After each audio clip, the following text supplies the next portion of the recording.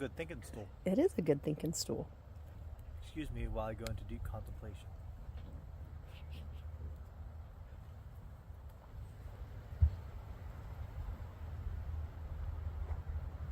How long is it going to take? I don't contemplate much. Good evening. Look at that fall sunset. The sky has just been absolutely unbelievable this year. Just got home and probably have like maybe 30 minutes of daylight left. Wanted to show you a couple things. One, we got a really cool present from a fan. It's, I believe, a woman-owned business in Quebec, Canada. From what I read on the box. They shared some lovely tools with us earlier in the year, and they just gave us a garden kneeler. This is really cool. So I'm going to set up the camera and show you this. We're going to go see the chickens, and then I'm going to share a recipe with you. The recipe that I'm sharing today is one that uses butternut squash, ricotta cheese, and sage. So it was something we were looking for, a cool way to use our butternut squash, and I saw Rachel Ray make this recipe on her show several years ago. So I'll find the recipe, I'll link it below. I'll also link this once I show it. And it's something, it works pretty well. Like her initial recipe has sausage in it. I make it without, and I split it and I add sausage to half of it, and I make just a casserole dish with the pasta and the ricotta and everything with the sausage in it, and I make one without. I've had people that have eaten both and they really like both versions. It's a very satisfying meal. It's kind of an easy one to make ahead. Like if you have the butternut squash cooked, making the actual pasta dish is kind of like something you could do on a weeknight. So gonna share that at the end of the video, and let's take a look at this cool gift. And it has two sides that lever up. So you have the option of setting it this way and kneeling, or setting it this way and turning it this way. It gives us a lovely stool to sit on. Now it also came with a pad that can attach to the seat, and then you could slide some of your tools and whatnot in there. This hooks on. I'm not going to do it right now because this is going to go back inside. So thank you so much to Winnie. And then we actually got two of these. I'm just showing one. They're the same. Neat little tool bag. So like I said, I will link, I think this is available on Amazon. I will link it.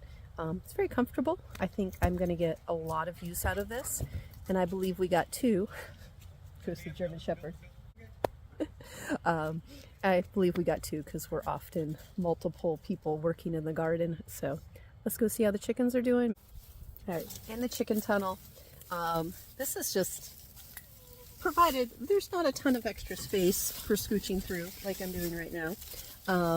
But this tunnel is a great way, oh look at that light, for taking care of the chickens during the winter. As we get colder, we'll enclose that end, and then they have all this covered space. You get, like, if you have a warm day, it warms it up nicely. Here's the ladies.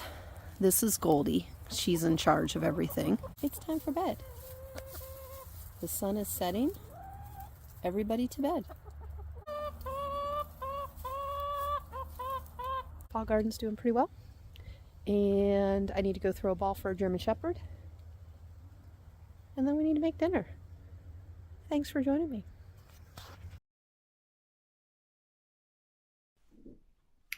I used 3 miniature butternut squash. Here I'm just cutting them in half and then scooping out the seeds. The recipe calls for 1 small to medium butternut squash. It's really hard to know exactly what that is, but I always feel like a little bit more vegetable in a dish is not a bad thing. So if it's a little heavy on the butternut squash, that's fine. So the oven is currently preheated to 425 degrees. Just spreading some olive oil on here to keep it from sticking on the parchment paper. And I bake them at 425. I don't remember exactly how long. I just periodically check them, and I push kind of on the neck of the squash to make sure it's soft up in there. So here, some of the smaller ones were done, and I ended up putting that back in for a little bit, and then baked a little longer, brought that back out. The recipe calls for 20 sage leaves, which we will brown in butter. So getting some sage leaves here. There's our butternut squash. Take half a stick of butter, cut it into pieces in a hot, I always use cast iron. That's my choice there. Kind of let it get bubbly and melty, and then throw the sage leaves in. We want to brown them and have a browned butter, so like the whole house smells amazing when you're doing this part. So I think I actually let it go just a tiny bit too far. I usually flip them with a fork part way through here. You see them getting nice and brown. And then we're going to take those out and set them on a paper towel to drain. But we do keep that brown butter that's in the pan that we're going to be using later. Okay, so we take just a spoon and scrape the insides out of the squash. This works when it's just still a little bit warm, but not too hot to hold on to. And then we're going to crunch that brown sage into the bowl. We're going to be adding the brown butter as well, stirring that up. We're going to add the ricotta. I'm linking the recipe below. I don't always do great measuring precisely. I kind of cook by feel. Sometimes it turns out perfectly, sometimes not so much, but that's how I roll. Adding the garlic here. I think the recipe actually has you add it during cooking the sausage, but since I'm not putting sausage in the whole thing, I put garlic in this portion. And I'm adding veggie broth. The recipe calls for chicken stock. I use veggie stock, veggie broth. You could use either one, and some grated Parmesan cheese. You want to add the broth till you have like a nice thick looking sauce. We browned the sausage and cooked some einkorn pasta, which actually turned out really good. Adding a little more broth till I get the consistency that I liked. And I'm adding some of the sauce to the sausage so I can make a portion that has sausage with it. I believe we used hot Italian sausage. And then we place that in a bowl. So I'm just in a casserole dish, putting both of those in two different casserole dishes. And we're going to bake those, I think it's like 15-20 minutes at 375. You just want it a little bit golden brown on the top, a little bubbly on the sides. And you can, when you take it out, sprinkle a little bit more Parmesan cheese on top, just to make it a little cheesier if you wish. Serve that with some fresh bread or arugula salad. It's a very satisfying meal.